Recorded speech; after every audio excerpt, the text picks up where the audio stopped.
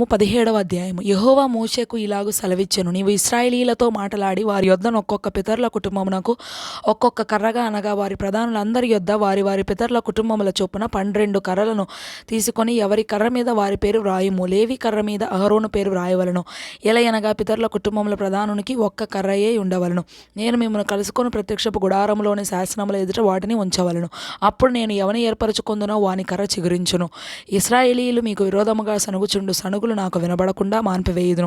కాబట్టి మోషే ఇశ్రాయేలీయులతో చెప్పగా, వారి ప్రధానులందరూ తమ తమ పితరుల కుటుంబములలో ఒక్కొక్క ప్రధానునికి ఒక్కొక్క కర్ర చొప్పున 12 కర్రలను అతనికిచ్చిరి. అహరోను కర్రయు వారి కర్రల మధ్య నుండెను. మోషే వారి కర్రలను సాక్ష్యపు గుడారంలో యెహోవా సన్నిధిని ఉంచెను.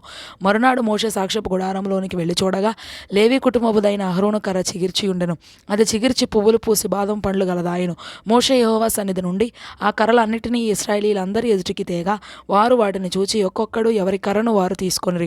అప్పుడు యెహోవా మోషేతో ఇట్లనెను, తిరగబడిన వారిని గూర్చి ఆనవాలుగా కాపాడబడినట్లు అహరోను కర్రను మరలా శాసనముల ఎదుట ఉంచుము. వారు చావకుండానట్లు నాకు వినబడకుండా వారి సణుగులను కేవలం అణచి మాన్పివేసిన వాడవదువు. అప్పుడు యెహోవా మోషేకు ఆజ్ఞాపించినట్లు అతడు చేసెను. అలాగుననే చేసెను.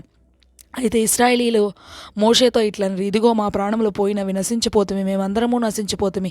యెహోవా మందిరమునకు సమీపించు ప్రతివాడును చచ్చును, మేము అందరము చావవలసి ఉన్నదా అని పలికిరి.